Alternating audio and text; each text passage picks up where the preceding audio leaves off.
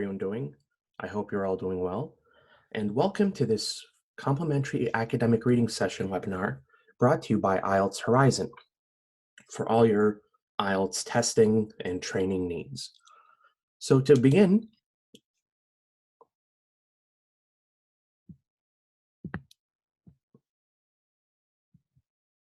just a little bit about us.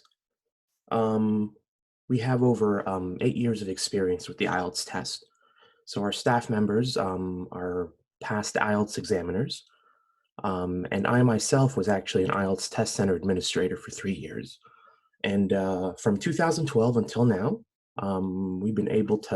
we trained and assisted over 6,000 clients to pass both the academic and general training IELTS test. And of course, we also provide services for governments and private sectors. So for scholarship students who are on a government grants to go travel and study in foreign countries, and at the same time for companies and for private individuals also.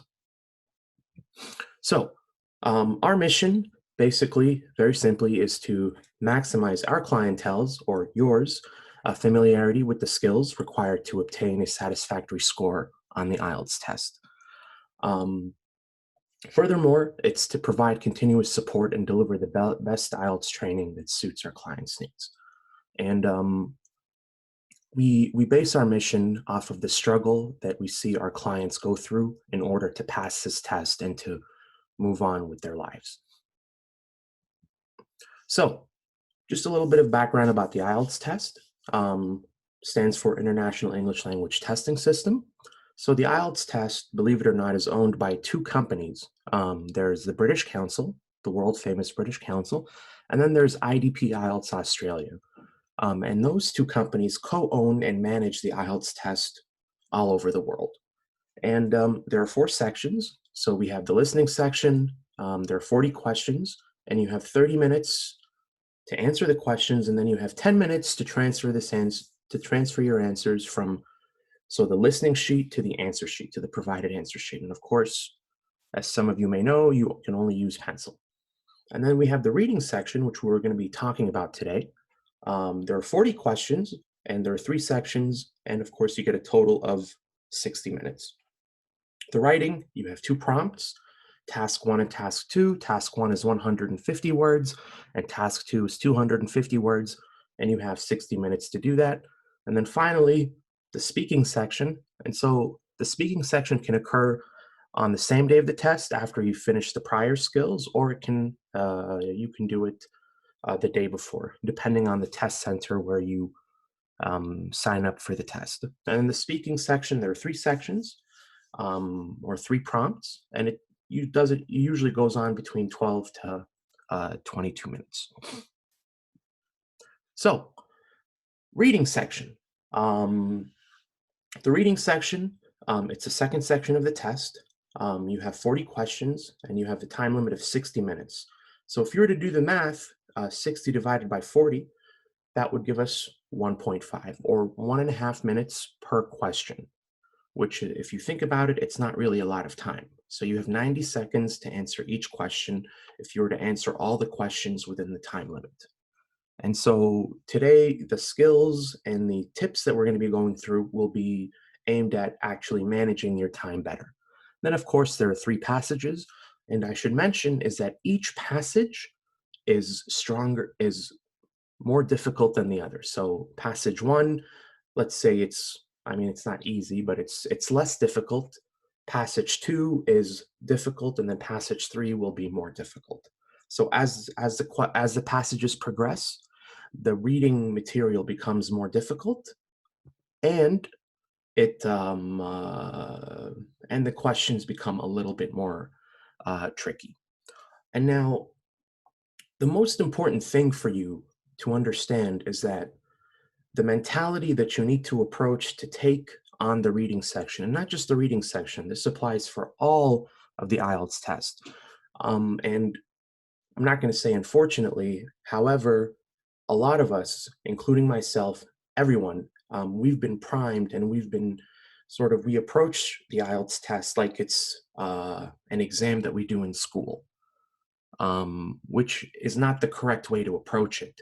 So number one, there's no there's no study guide or practice material for the IELTS test.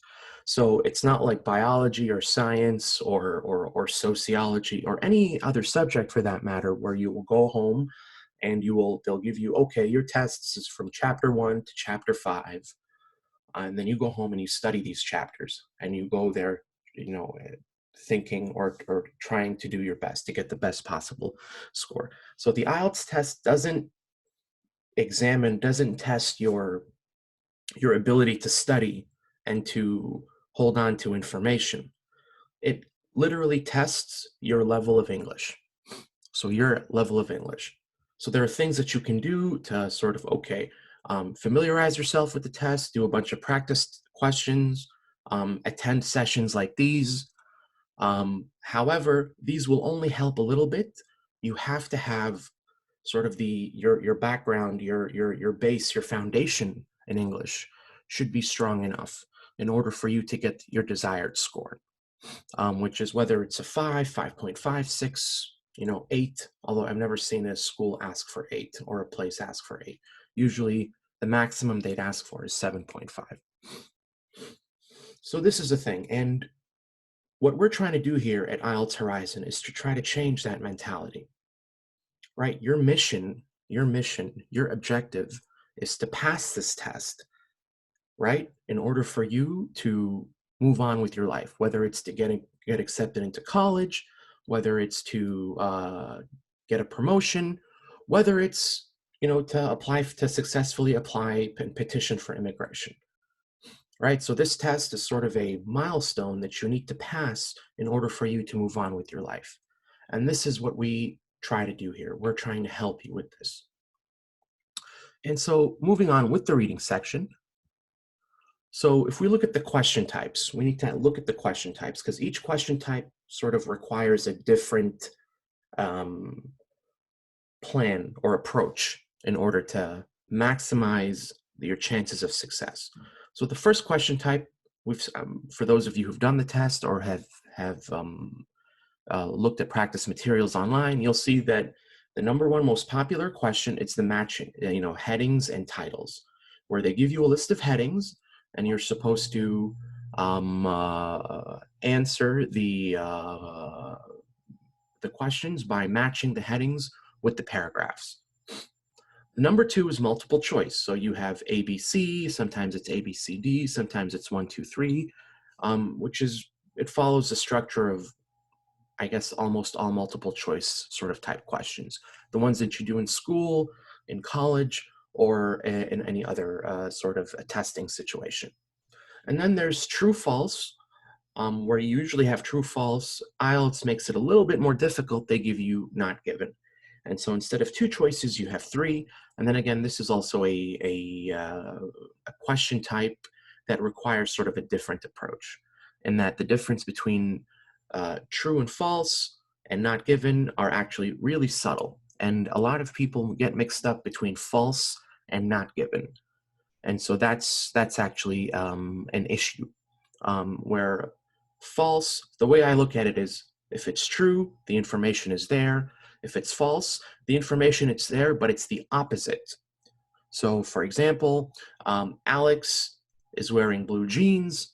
That's in the text. And then the question, the prompt will be, the jeans, the color of the jeans that Alex was wearing was blue. So that's true. False would be, Alex was wearing black pants, right? So jeans are a type of pants, however, the color is black, but in the question it's true, it's blue, so that's false. Not given would be, so Alex was wearing a white shirt, right? So it's not there. So always distinguish between these, where it's true, the information is there, false, it's opposite, and not given. So if it's not opposite and if it's not true, it's not given. And finally, and the questions that we're going to be working on today are summary completion, diagram completion, and sentence completion. So the word completion implies that you're supposed to complete complete the sentence or find a missing word in order for you to complete it. And IELTS, they'll get creative with this and they'll do things like, so a summary, it'll be like a paragraph where you need to complete the words, and then you have it's a diagram, so like a picture or a flow chart, where it requires also for you to fill in the blanks. And then finally, there's sentence completion. So where they give you sentences and then you're supposed to answer it. I should mention is that in some testing situations, they'll give you sort of a list of words or phrases for you to use to fill in the blanks. However, most of the time, there aren't really any. So you'll have to sort of create them or find them yourself in the passage. So the skills required for you to successfully finish the fill in the blanks section, you're supposed to be able to locate specific information. If you're able to locate specific information, and this is a skill not everyone has, I mean, even myself, sometimes I'm able to locate information, sometimes I would have to look 2, 3, 4 times in order for me to find it. I just miss it. And then choosing the appropriate words. This is very important. When we talk about choosing the appropriate words, when we look at the missing link, so the word that is missing, we need to guess and see, what is it? Is it a noun? Is it a verb? Is it an adjective? Right? So we're supposed to choose the appropriate word for this situation. And of course, you need to understand the details. So not understanding the details as in understanding the entire thing. Basically, what you're supposed to be doing is that you understand enough just so you know which word is missing for this sentence, and why is it the appropriate word. These are the skills that are required. So, general tips that we'd like to offer. So number one, the answers are sequenced. When we mean by sequenced, it means one comes after the other. So let's say the answer for question 1 is in the second paragraph. Chances are highly likely, 99.9% of the time, the answer for question 3 is directly below it, whether it's in the last sentence of that paragraph, whether it's in the beginning of the third paragraph, and so on and so forth. So you should keep this in the back of your mind when you're answering this type of question. In it that it'll save you time, and it'll give you an idea of where to look. And this goes back to the overall mentality and approach. So remember, most people, just like when we were all in school, we take a read. We've all had reading assignments in school. You read, you're supposed to read the entire passage and understand it and answer. This test, you're not supposed to do that. Remember, so in school they give you the exam, or they give you a homework assignment. You can go home and you can take your time and do it. However, here it's not, right? You don't need to. It's not adamant that you understand. The overall passage. I mean, you're not going to write a book report about it. You're not going to do any of that. Your objective is to pass this test, and you're supposed to do it as efficiently as possible, because remember, you have 60 minutes. Even native speakers, American students in my class who would take this test, they would end up doing very bad because they weren't efficient. They approached it like it was a school test or an exam for university, or even just like a regular homework assignment. Right? Efficiency, efficiency, efficiency. I cannot stress this enough. And understanding that the answers are sequenced improves your efficiency drastically. That's the whole point. Tip number 2, identify the type of word that is missing. So remember when I was talking about that in 2 slides ago, or 2 slides ago. Is it a noun? Is it a verb? Or is it an adjective? So think about that for a second. We all know nouns are, a person, place, or thing. A verb is an action. An adjective is a word that describes a noun. So it's a descriptive term. So for example, blue, red, big, small, beautiful, ugly, these are all adjectives. You use them to describe the noun. And it's very important. So, because if you're not sure of whether or not the word that you have is correct, you can look at it. Well, okay, does this word match? The blank space, we're missing a noun. However, is the word that I choose to fill in this space, is it a noun, or is it a verb, or is it an adjective? Right? This is something to think about. It's another sort of approach to the test in order for you to maximize your score. Tip number 3, so check how many words are needed, right? So, and IELTS again will do this, and they'll do this to confuse you or to make it more difficult. Sometimes, not more than 2 words, not more than 3 words. And then sometimes it'll say not more than 2 words and / or a number. Right, you'll get that a lot in the listening section, and I've seen that actually on more than one occasion in the reading section. So how many words are needed? 1 word, 2 words. So when it says no more than 2 words, it means you can have 1 word, you can have 2 words. If you have 3 words, then it's incorrect. You know that, okay, this is incorrect. Right, so this is something to consider also. And finally, words must grammatically complete the sentence. The grammar must match.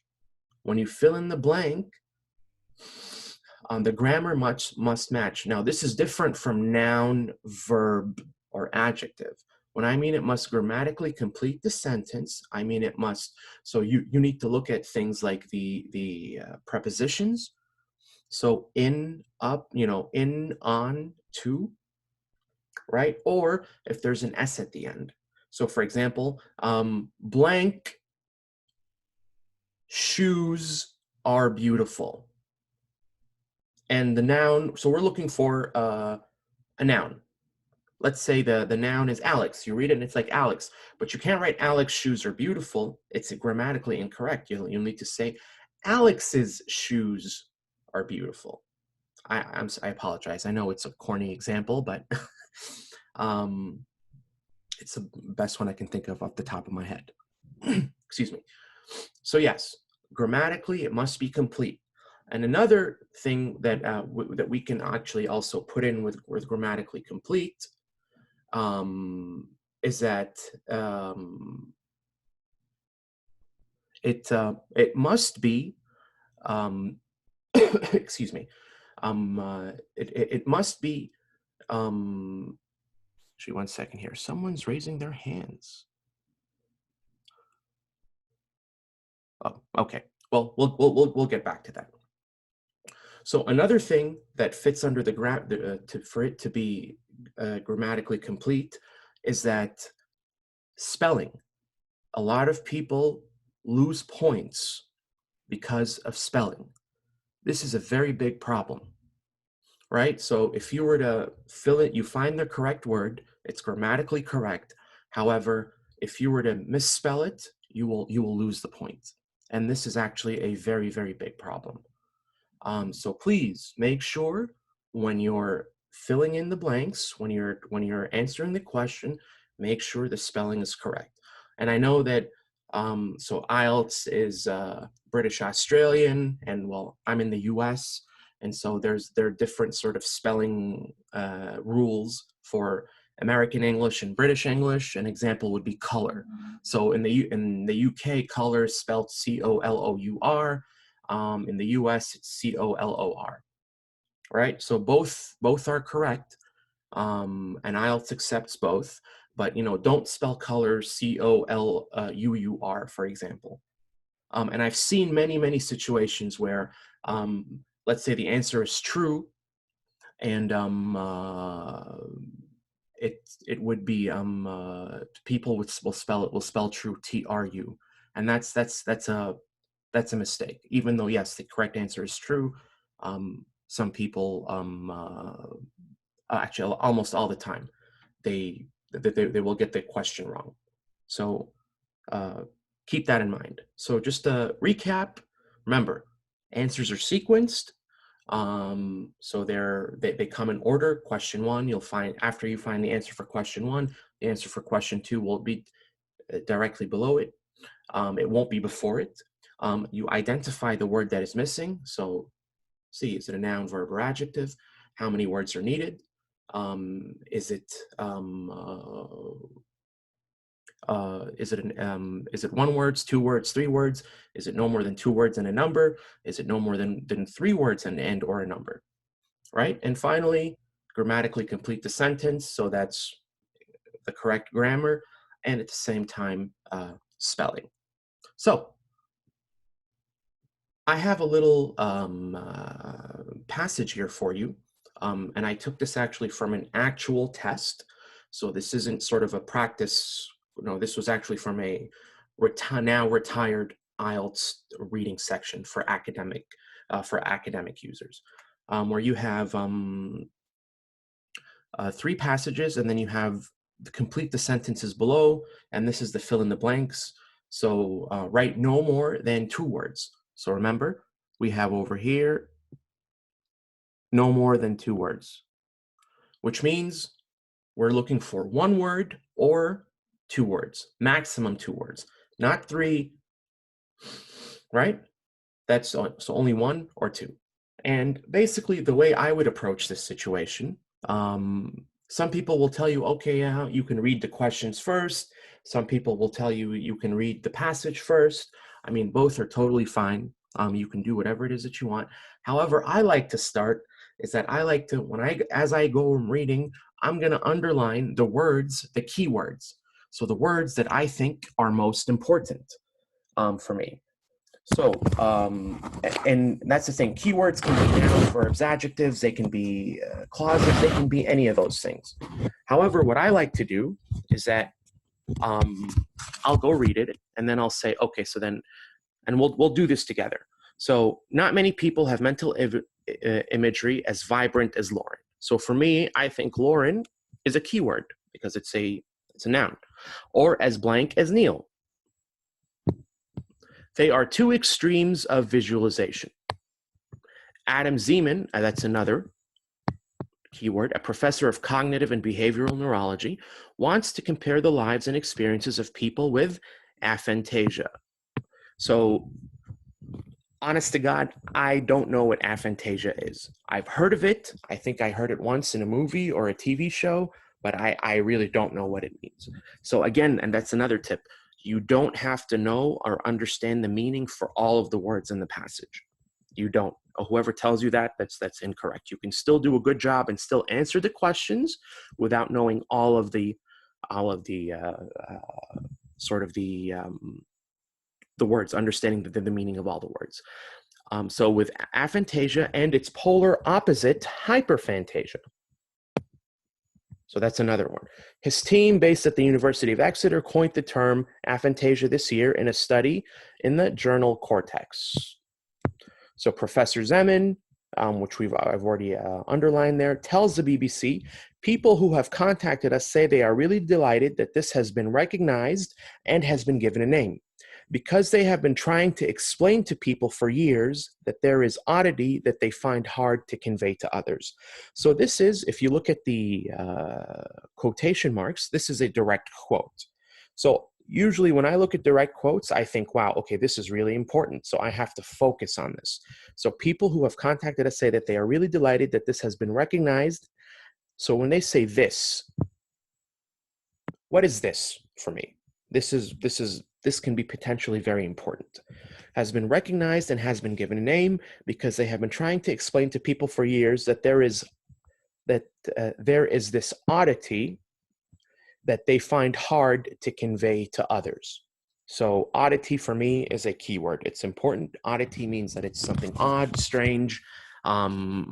It's important. So how we imagine is clearly very subjective.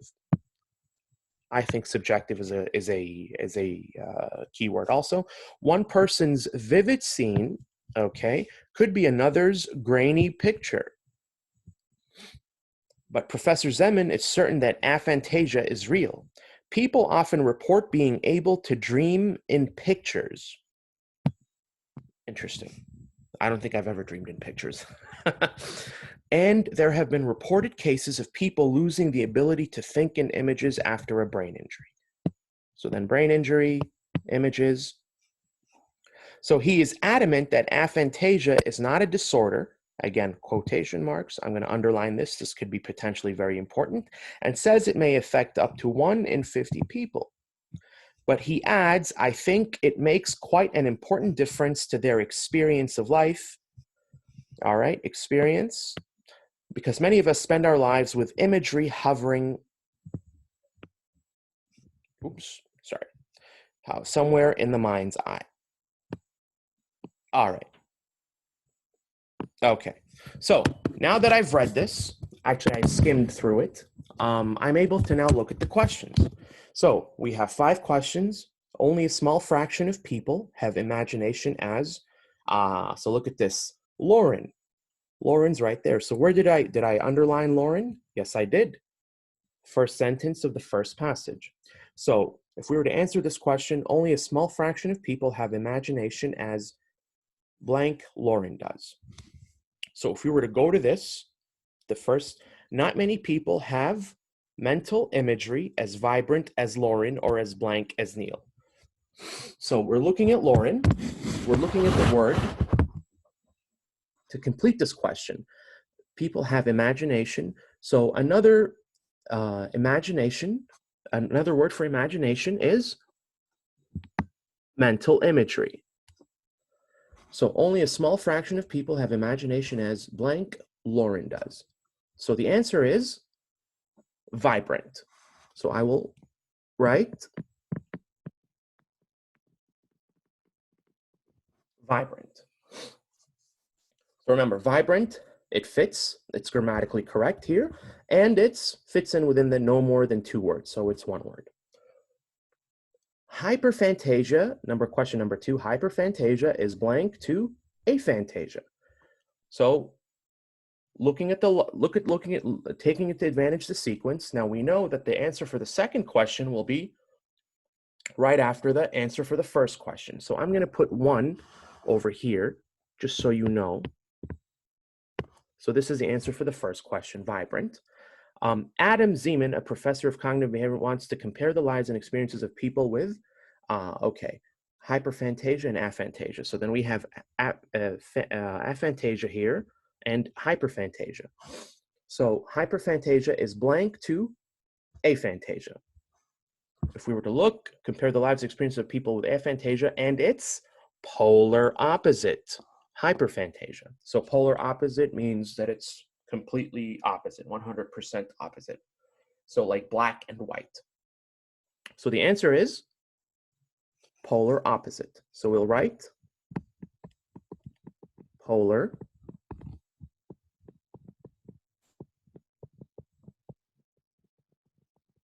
opposite. Sorry, here, 1 second. Okay. So this is the answer for question 2 right here. Question 3. Oh, and remember, so polar opposite over here, it's no more than 2 words. It's exactly 2 words, and it's totally fine. So question 3, there are a lot of subjectivity in comparing people's imaginations.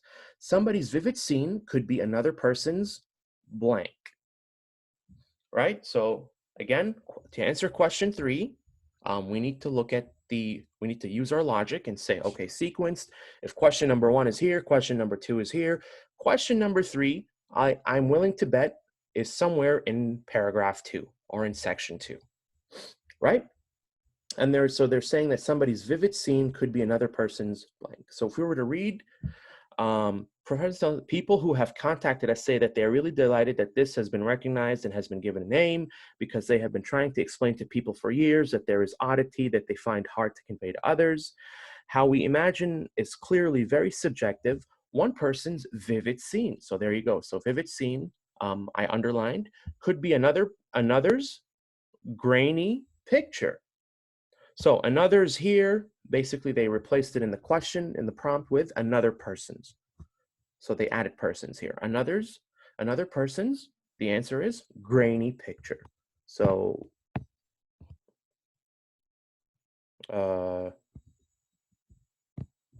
Okay. Another person's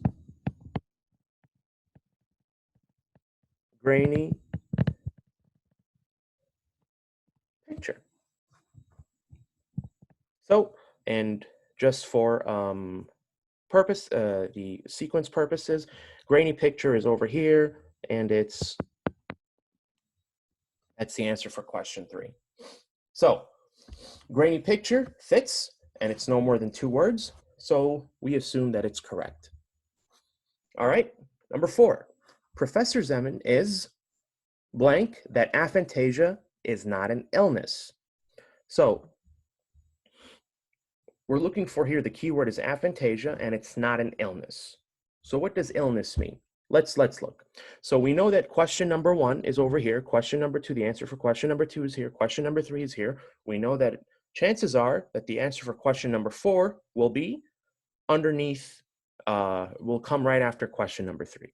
So Professor Zeman is certain that aphantasia is real. Often report being able to dream in pictures, and there have been reported cases of people losing the ability to think in images after a brain injury. Well, I can't see any words in the sentence that would help me complete the prompt in question number 4. So let's keep reading. So he is here. So he over here, the pronoun, this is Professor Zeman, is adamant that aphantasia is not a disorder. So what does disorder mean? For me, disorder is like an illness, which is, see, illness is right over here. So a disorder, it could be like a sort of a psychological or mental sort of problem that a person will suffer through. So an example of this, I don't know if you guys have heard of obsessive compulsive disorder, so OCD. It's like a disorder of the chemicals in the brain where it makes people obsessively, and they'll have compulsions. So I have a friend who will not leave the house without touching the doorknob twice. For him, he has to do this. This is a compulsion, you know what I mean? And I tell him, dude, you're OCD. So that's a disorder. So back to question number 4. Professor Zeman is question that aphantasia is not an illness. So what do you think is the word here? Would it be a noun, verb, or adjective? So let's think. Actually, it can be any 3 in this situation. So Professor Zeman is he can be is clear, is sure, right? So let's go back to the passage and see. So that aphantasia is not a disorder, and says it may affect up to 1 in 50 people. So Professor Zeman, we closed it. Okay, there's is, and then there is adamant. So again, you don't have to know what adamant is, right? You don't need to know that, okay, this is what it means. However, what you need to be sure of is that it's able to fit over here. So Professor Zeman is adamant.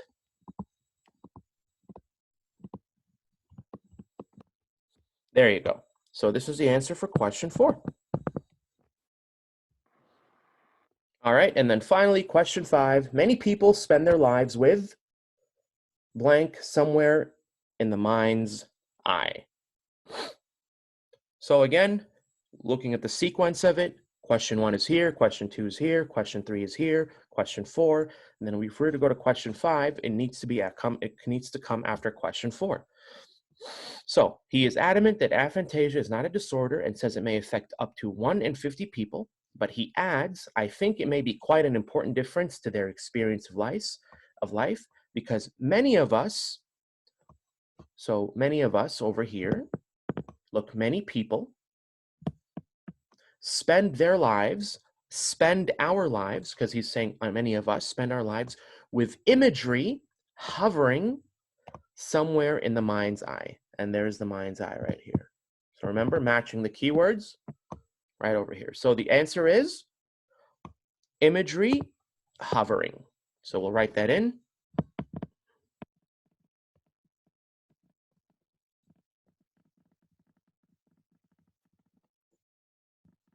Okay. So, and let's put number 5 over here, just so we know where we found the answers. So to recap, so question 1 is at the top, question 2 is right after it, question 3 is in the second passage, question 4 is in the first sentence of the third passage, and question 5 is the last sentence of the third passage. So this is an example of how is it we're able to find the answers to the questions in the passage. So, and remember, write no more than 2 words. So if we were to recheck our answers, question 1, we have one word. Question 2, we have 2 words. Question 3, we have 2 words. Question 4, we have 1 word, and question 5, we have 2 words. So it's within the allowed or required sort of number of words. This is very, very, very important. And another thing, remember, is spelling. So it doesn't matter what you write in the answer sheet, in the question sheet, but when you use the answer sheet, make sure to check your spelling. Because if you get the spelling incorrect, it will be marked wrong. And another thing is, and not many people will know this, when you're using proper nouns, so the names of people, places, so let's say the answer is a country, the United States of America, make sure to capitalize because proper nouns are capitalized, whether it's the name of a person, a country, an organization, right? Make sure that all proper nouns should be capitalized. Otherwise, they'll mark it wrong. What I like to do and what I like to tell my candidates is that when you answer questions, when you fill in the questions in the answer sheet after you finished answering the questions, when you're filling them in, you can write all caps, all capital letters. It's okay. So vibrant, I would spell it as, VIBRANT. Sorry about that. Right? Or polar opposite would be capital POLAR, and opposite. So both are okay, right? And I've seen many times where we're grading sort of the reading or the listening, and we see words, we see people that don't capitalize proper nouns, and then we have to grade them incorrectly. But best way to do this, because remember, I know it's test day, you're nervous, we all go through that, and we forget. Sometimes we forget. So the best thing to do is just to write everything capital. If you capitalize everything, it's totally fine. That's the thing. All right, so one more thing. Did I go everything over here? Question 5. Yes. So what I did here is that and to be honest with you, I did not, so someone else prepared this and I did not. So what I'm trying to say is that I don't have prior knowledge of this passage. I just read it and did it right in front of you for the very first time, just to demonstrate for you that the techniques and tips that they can be very, very, very helpful. Right? And this is what you're supposed to do. Well, this is what I like to do. To recap, when I go through I like to read the passage, and as I'm reading it, I underline the words that I think are important. So again, there's no right or wrong for keywords. What's a keyword for me may not be a keyword for you, and vice versa. A keyword for you may not be a keyword for me. It's just based on our understanding. That's basically it. Right? So for example, I underlined mental imagery, yet mental imagery was nowhere to be found here. Right? So, but for me, it's important thinking, okay, so this passage is about mental imagery, for example, something that you conjure up in your mind when you close your eyes and you imagine.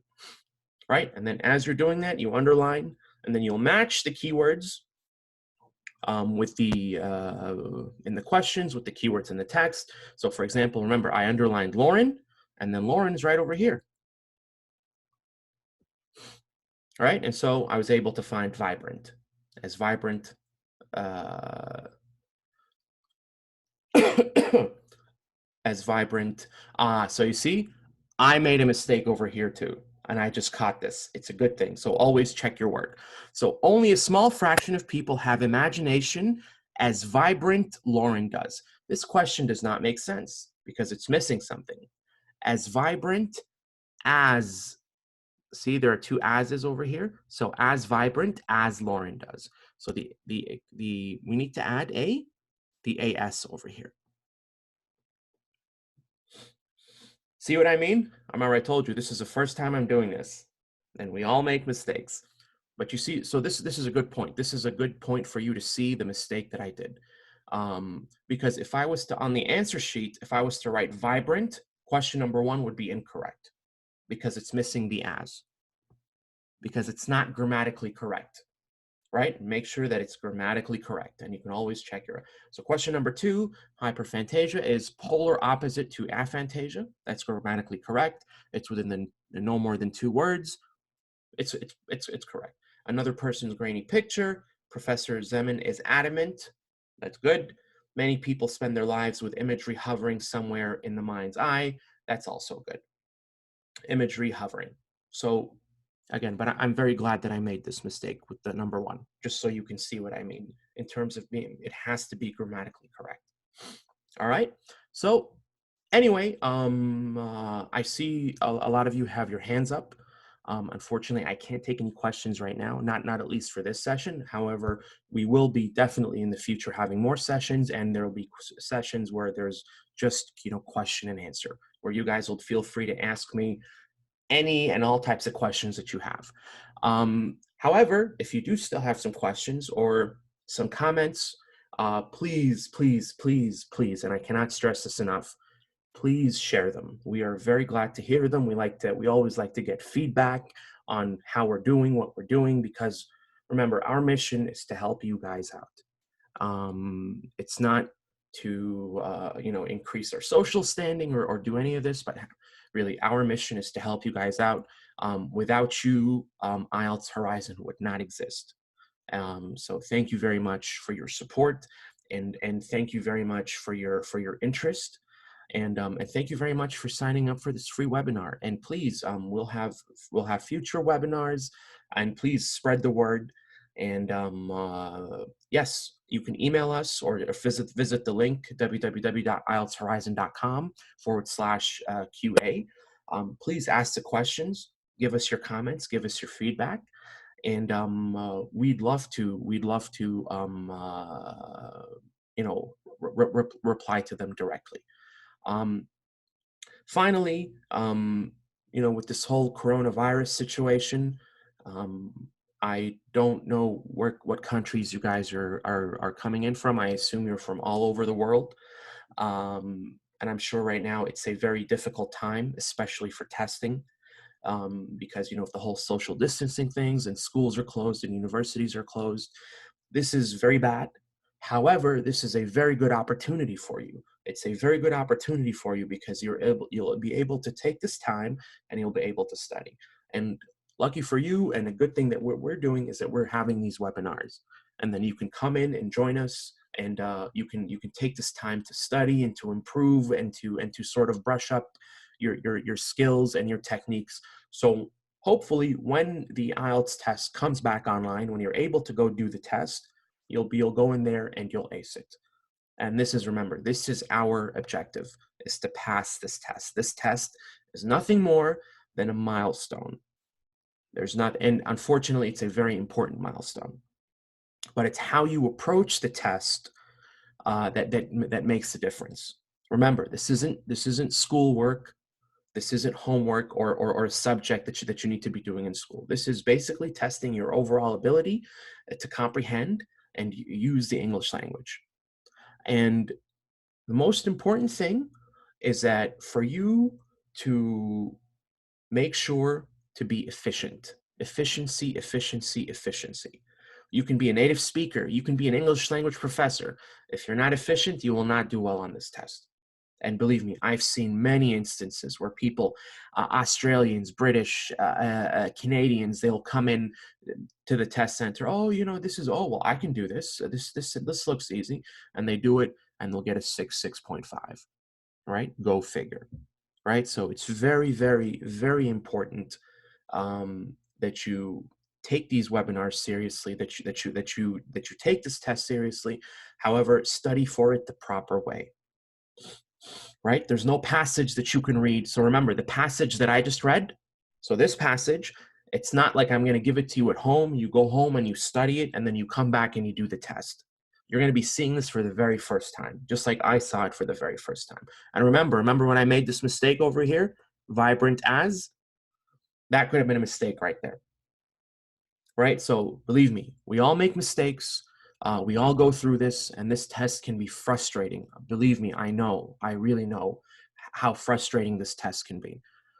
However, we are here to help, and we are here for your support. And as always, if you have any questions, comments, or concerns, please go to this IELTSHorizon.com, and you can add it in there, and you can subscribe, share, tell your friends, and sign up for future webinars. And I apologize, really. I'm not able to answer the question, so I have a few people that are raising their hands. Please, please, please send me the questions, and I will personally make sure to answer them. So again, thank you very much for taking the time out of your busy day to come join us on this webinar, and thank you for your support. And please stay safe, and I hope on behalf of all of us here at IELTS Horizon, we wish that you and your families are safe, and that you all pass through this very difficult time with this virus safely, and hopefully the world can get back to normal. So thank you very much, and wherever you are. So have a nice day, have a nice evening, or have a nice night. Thank you very much.